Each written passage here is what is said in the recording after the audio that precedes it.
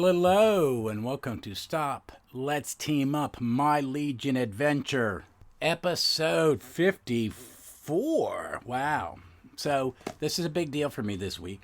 I kind of hinted at it, and I posted some stuff.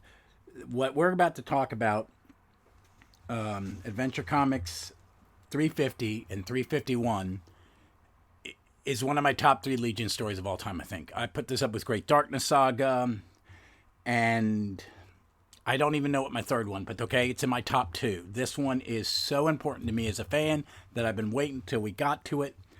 I hadn't read it in maybe a decade. This is one I go back and revisit time and time and time again because it is absolutely freaking perfect for me. Just for me, it is the perfect Silver Age Legion story. Flawless, flawless, flawless. And I'm going to gush even more. So let me get set up and we're going to get some of the vital details and we're going to get going. Okay, first off, Adventure Comics 350. Cover date November 1966. On sale date September 29th, 1966. I'm not even 2 years old when this sucker came out. Editor Mort Weisinger, of course. Writer E. Nelson Bridwell. Penciler Kurt Swan. Inker George Klein. This bad boy has been reprinted 4 times. 4 times. Superboy 205, which is the first place I ever saw it. And I read it, and I read it, and I read it, and I read it. Legion of Superheroes Archives, Volume 6. That's what I read it in this time, because it is not on the app. The 2 before it, and then the stuff after it is, but this one is not. Showcase presents Legion of Superheroes Volume 3. Which came out that's the black and white series. It came out in 2009. And the Legion of Superhero Silver Age Archives Volume 2, which came out in 2008. The title of this story is called The Outcast Superheroes. And all that information I got from Mike's Amazing World because I wanted some more details. But now let me give you some of the details that are in, of course, the Illustrated Index of Legion of Superheroes. Part 2 of this is called The Devil's Dozen. This is a 23-page story, and this is a 2-issue story, so this is just the part 1. Letterer on this is Milton Snap, and as always, roll call. Cosmic Boy, Saturn Girl, Lightning Lad, Dual Damsel, Phantom Girl, Chameleon Boy, Invisible Kid, Colossal Boy, Brainiac 5, Shrinking Violet, Sun Boy, Ultra Boy, Monel, Moderator Lad, Element Lad, Light Lad, Sparrow Lad, Supergirl, Superboy, Karate Kid. And introducing 2 new members, Miss Tree and Surprise. But we will get into that when I read some more of the details. The villains in this are Prince Evilo, Sagin, Apollo, the Wild Horseman, and the Hag. Let's jump to the synopsis real quick. Superboy and Supergirl are summoned to the 30th century, where they learn that a green kryptonite cloud has surrounded Earth, and all attempts by the Legionnaires to disperse the cloud have failed. Thus, Superboy and Supergirl must be honorably discharged as Legionnaires until such time the cloud lifts. Before they depart, they are brainwashed by the means of green kryptonite capsules placed in their brains to forget the Legion. Lest criminals inadvertently learn their secrets, the 2 are then sent back to their own ears after insisting that 2 lead-armored masked figures, Surprise and Mysterious, be allowed to replace them. Meanwhile, a criminal named Prince Evilo gathers together his Devil's Dozen, the Hag, a witch-like woman, the Wild Huntsman, a centaur, Sagin, a Norseman, and Apollo, who resembles his namesake and sends each on a separate mission. Apollo leads some of Evilo's men in a robbery of the Interplanetary Bank. With his powers to utterly charm animals and people alike, he has almost completed his task when 5 Legionnaires, Lightning Lad, Saturn Girl, Chameleon Boy, Colossal Boy, and Surprise, arrive to stop him. In the ensuing battle, Apollo and his gang kidnap Lightning Lad and escape. Back at the clubhouse, the others relate their defeat. When the Legion's benefactor, R.J. Brand, sends a call for help, Cosmic Boy, Pharaoh Lad, Matter Eater Lad, and Mysterious rush to investigate. Ultra Boy, meanwhile, determined to learn the identities of the 2 new members, decides to use his Pentravision to see through their lead masks. Okay, that's a great cliffhanger, and it follows up with another great page. But let's kind of go through this issue as I do. First off, as always, an amazing cover by Kurt Swan. It's a checkerboard at top because it's got that go-go checks. That banner, that Adventure Comics featuring Superboy and the Legion of Superheroes. Yay, I love that banner. It's red and yellow this time with a little white lettering for Legion. There's a big caption box that says, "The tale that will stun the world. The Legion kick out their buddies, Superboy and Supergirl. Find out the reason in the outcast superheroes." And Superboy and Supergirl are walking off crying. Saturn Girl and Lightning Lad are flying off smiling. All the couples are behind. Well, Cosmic Boy and Light Lass are arm in arm. Phantom Girl and Ultra Boy, Shrinking Violet and Colossal Boy are leaving the clubhouse. And then again, we have on the inside the second splash page, and it's a split panel, 2 panels on either side. It says Tales of Legion and Superheroes as always. Superboy saying, "They've expelled us. We're gulp out of the Legion." As him and Supergirl walk out the door as Invisible Kid, Saturn Girl, and Chameleon Boy watch, and then Shrinking Violet, Colossal Boy, and Brainiac 5 watch as the 2 armored heroes come in. And we're their replacements, says Surprise, and it says, "Introducing Surprise and Mysterious." And then in the caption box down at the bottom it says, "Hoppin' Heroes! Why have Superboy and Supergirl been given the heave-ho by the Legion? And who are the lead-clad and metal-plated miss? Lead-clad lad and the metal-plated list taking over from the boy Blockbuster and the Maid of Might. To get the lowdown, don't miss a panel of the Outcast of Superheroes." The Outcast Superheroes. And, God, I just love this comic. But just, gosh. Starts with Superboy. He's in his in his little secret trophy room, and he's got the little statuettes, and it lights up. Oh! And Invisible Kid lights up because he's a Legion leader. Superboy flies through the Rainbow Tunnel, which is the time barrier, and as he gets into the atmosphere, he gets weak and almost falls. Brainiac 5 ushers them into the clubhouse and shuts the door so they're cut off from the kryptonite cloud. Supergirl's already there, and they talk about how kryptonite's bad, and Brainiac shows them. Next page is Brainiac showing what happened, and it shows, and then on the page after that, it shows different Legionnaires, Cosmic Boy, Lightning Lad, Sunboy, and Element Lad trying to disperse the cloud. It doesn't work. But Element Lad's at least able to get some samples, and they realize it's going to be that, and that's where, Invisible Kid starts to tell them what's going on, that they're going to be expelled, all their trophies are taken, and they're given all these things. They go through the trophies, and there's some highlights of stories fast. The Saturn, what was it? Saturn Girl's costume, Satan Girl's costume, the Kryptonian flag, all these different things. A little model of Computo, Dual Damsel gives it to him, kisses, all this. That stuff's locked up.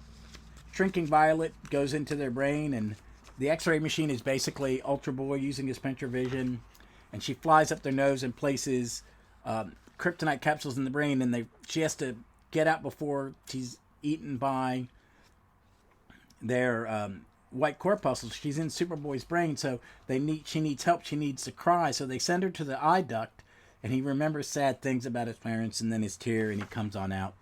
And then they do it to Supergirl off panel, and they're put in Ron Vidar's time machine, and they're sent back in time, and when they get home, they don't remember. And next is there's a buzz at the door, and Invisible Kid says, "Well, Superboy and Supergirl are safely back in their own eras. Don't be so down in the mouth, pals. Uh-oh. The door alarm. Someone's at the front door of the clubhouse. Leap and Luna, who are you?" "I'm Surprise, and I'm Mysterious." And that's the end of part 1. And it's great, man. That's all exposition and setup, but man, there's character stuff. You get to see everybody. Kurt Swan's art, his beautifully rendered Legionnaires, just amazing. But it sets up everything. I mean, how many pages is that sucker? 8. The first part is, 12 pages, and it gets you set up for the next part of this big story. I mean, these are the 2-part era where you're getting every story is almost 50 pages long. So part 2 calls The Devil Dozen, and it goes right into it. There's no secondary splash page. And the first caption box is, let's skip the preliminaries and now get to the main event. The new Legionnaires have been admitted and sworn in when an alert... Hold on, did I miss something? Oh, yeah. Duh. I forgot about it's in here, this part where Superboy and Supergirl say, hey, we have our replacement, Surprise Mysterious, and they say it right before they're zapped back in the past. So they've been inducted... and then they get the bank calls, the Interterry bank calls, and that's when they start to divvy up the team. And we get to see Prince Evilo. He's a great design. He's got a smoking costume. It'd be a great cosplay. The Hag on a broom with a rocket. It's a rocket broom. And then you get to meet all the Devils do. They're great designs, man, and they're beautifully rendered. And then they go to the bank, and the bank has all these great... Kurt Swan super monsters. There's, what the heck is this one called? The music, they're just these monsters that guard, or big alien animals that guard the bank. And Apollo is, he looks like the Apollo from the Star Trek episode, the original series. So it really, and you get to see all the space money and the space monsters, and they defeat them. Surprise has powers like Superboy, it seems, because he flies down and knocks one of the creatures unconscious. And Lightning Lad is captured. After his arm is eaten by these crystalline turtles that are money on some planet. Surprise shows a lot of sympathy and is empathetic to Saturn Girl about Garth being kidnapped. And next thing we see is R.J. Brand. This is only, I think, the second time he's appeared. And he has a little more to do. He calls for their help. And that's when Ultra Boy tries to sneak a peek under their mask. And that's the end of that issue. So let's get into 351. All right. Adventure Comics 351, cover date December 1966, was published the day before my second birthday, October 27th, 1966. It is titled The Forgotten Legion. It is 24 pages. It is written by E. Nelson Bridwell, Kurt Swan, George Klein art, Milton Snapin, letters, Mort Weisinger, editor. This has been reprinted 4 times in the exact same volumes of everything that was before. There's no change. It's got a great cover by Kurt Swan and George Klein. The Legion Clubhouse is out in Smallville, and Superboy is picking up litter and flying around with a big bag of trash. And Colossal Boy saying, Superboy, we must get your memory back and help us. Doesn't this clubhouse we brought from the future remind you of the Legion? Don't you remember me, Colossal Boy? Legion? I've never heard of you. Now get that eyesore out of Smallville before I demolish it. And watching that is Mon-El, Saturn Girl, Princess Projecta, and Element Lad. So let's get some of the details. That was from Mike's Amazing World. I'm starting to use that, because it's got some better dates. So 351 out of the index is, part 1 is called The Forgotten Legion. Part 2 is The Face Behind the Mask. Credits, as I said. Roll call: Cosmic Boy, Lightning Lad, Invisible Kid, Princess Projecta, Pharaoh Lad, Saturn Girl, Phantom Girl, Colossal Boy, Mon-El, Matter Eater Lad, Element Lad, Superboy, Supergirl, Surprise, Mysterious, Bouncing Boy, what? Ultra Boy, Brainiac 5, and Karate Kid. Supporting cast: Polar Boy, Night Girl, Fire Lad, Chlorophyll Kid, Stone Boy, Color Kid.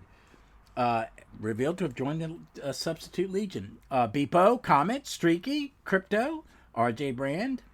And he doesn't appear again until Legion of Super... Wow. A flashback in Legion 3. Okay, I'm not sure if that's right, so I'm not going to say it.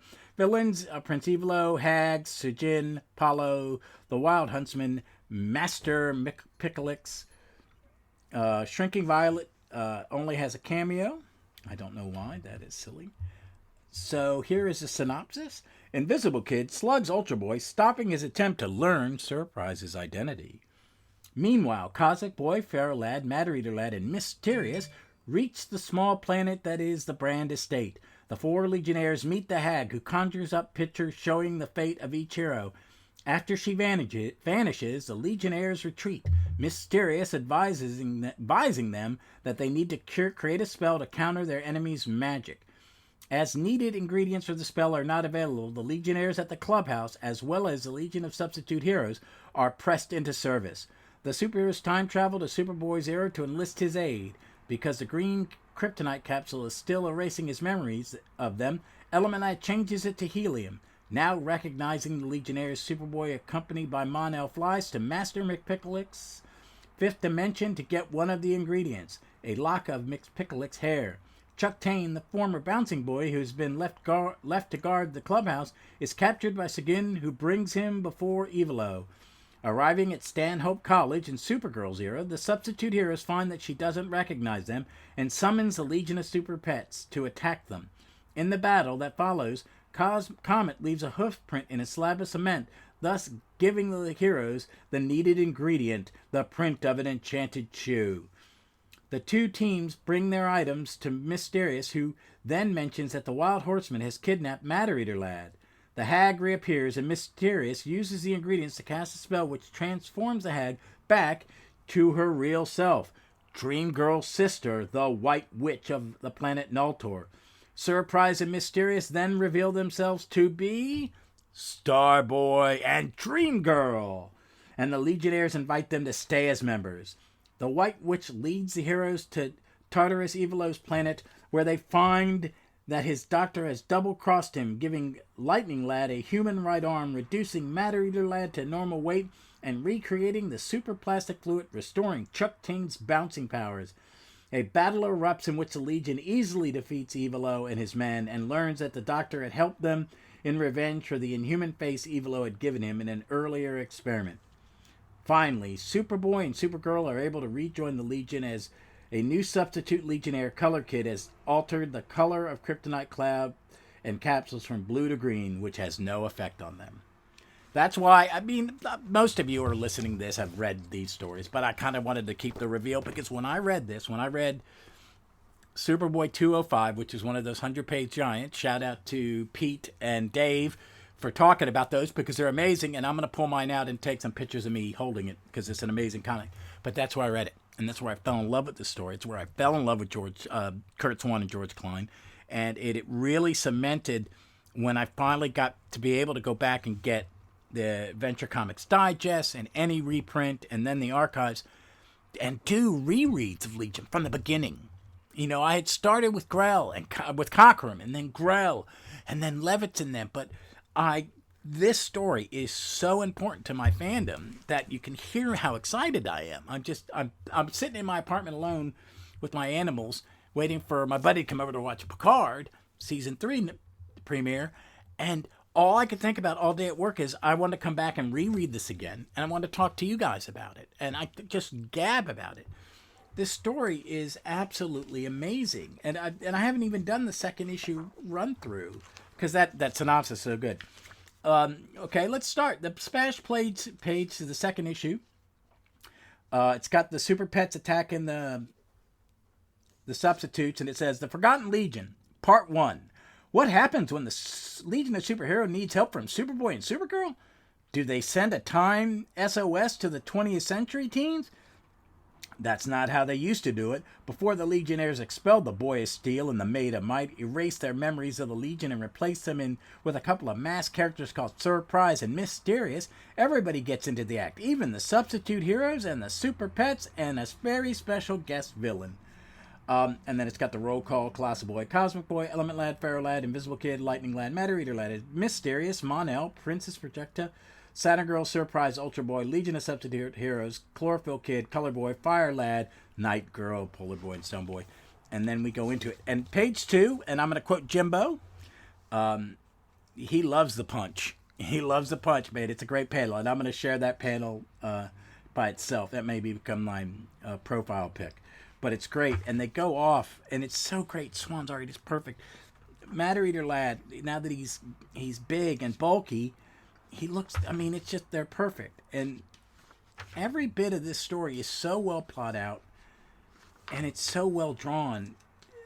It in so many ways, it's so good. Like, the robots try to, the heroes go to Evil-O's headquarters. You see all these flashbacks of heroes saving the day. It's just, the prophecies under the thing. It shows it shows Pharaoh Lad burning. What could that be? We'll find that out later. And we see Mysterious looks at hers and she flies away, and but she tells the rest not to look at their portraits where their fate is shown. They bring down a lead satellite and turn it into a cauldron, and that's when they send everybody back in time. Go to Smallville, which is great. Master Mxyzptlk, which is, I guess this is in Superboy's era. I'm not sure. I don't know why they call him Master in this one. Oh, this is how Mxyzptlk gets bald. Oh, it is a young Mxyzptlk, and he blames his baldness on Superboy too, like Lex did. The Legion of Substitute Heroes get a big chunk to do, and it's great. Color Kid is now a member. The Hag turns into Missa, the White Witch. She looks very much like Deborah Kerr. I think that's who I don't know what she doesn't look like the White Witch that we'll see later when she becomes a Legionnaire in the Levitt's Giveneer, and she is one of my favorites. That's Block, her, and Jacques are really they're really in my top 10 with Element Lad. So that's 4, and there only 6 others changed. Those guys are always one of my favorites. We see the final battle, and then it's just great. It's great. So next issue, we're going to be the Fatal Fives introduced. See, that's how important these stories are to history. It's just amazing. I just can't tell you how much I love this comic. Well, I have over and over again. It is one you should. It's not on the app. That is criminal. That one is skipped. These 2 issues are skipped. The 4 before it and a bunch after it are there. I don't understand the logic. They have been reprinted 4 times. There are places you could scan these. You could scan these so easily. It just makes no sense to me. I did want to talk about something that is not mentioned. Is it mentioned in this? Someone posted an article, and I appreciate that. That originally, in the way this was supposed to work, that would have been... They would have been Superboy and Supergirl's original idea, and then they changed it. Someone who follows me posted a CBR article called Superboy and Supergirl's Quick Turnaround on Legion, the Legion Forever, which has some insights. I appreciate you pulling that out. I'm not seeing anything that kind of confirms that in the index or online to it. I've heard the story that was one plan they were going to take Superboy and Supergirl out, and then they decided against it. I'd heard that, which is stated in that article. But it's an interesting read. It's up there on the internet. Check it out. But this just works with them leaving and coming back. It's the 60s. That's the way comic stories worked. And I really think this is such a solid, it's so well written. And I can read this as an older person, and I feel that nostalgia of how much I've loved it since I read it originally when 205 came out. But I just think it is such a great example of why the Legion survived. Why, even though when the adventure run peters out and they go into action and then they're a backup in Superboy, and then they slowly have to, they kind of reclaim their place in the spotlight, and then in the 80s they're huge. But this is the foundation. This is really, this story in this era with the Shooter and Bridwell and the Kurt Swan, George Klein stuff, really, it takes it up a notch. I mean, I told you how much I was enjoying the Forte stuff, and you had Otto Binder, and you had Siegel, and all them writing it. But this is game-changing how good this stuff is. I mean, it really is. And the next story is just as powerful, and the one after that is just as powerful. It's just great story after great story after great story. Folks, find a way to read this. Fall in love with it. Get the omnibuses. I've heard folks, go to an Ollie's. People are showing that the omnibuses are on there cheap out there. I've got all the archives, so I don't really need them. I wouldn't mind them. They take up less shelf space, I think. So, but that's just read these comics. They're great. Well, folks, that's it. For this week's Legion, this weekend, the regular episode will be back because I'm here in town, back home, after a lovely visit with Vic, my podcasting partner, her wife, and my amazing goddaughter, Brennan. So this weekend's it's Danger Street time. I know some of you like it. Some of you like it because you're not big fans of Tom King, so I'm reading it for you, Max. I get it. But it's Danger Street 3 and first issue special 3 with an amazing Metamorpho story, so can't beat that. Well, folks, again, as always, be safe, be smart, be kind to everyone, okay? Do that. And read some more comics.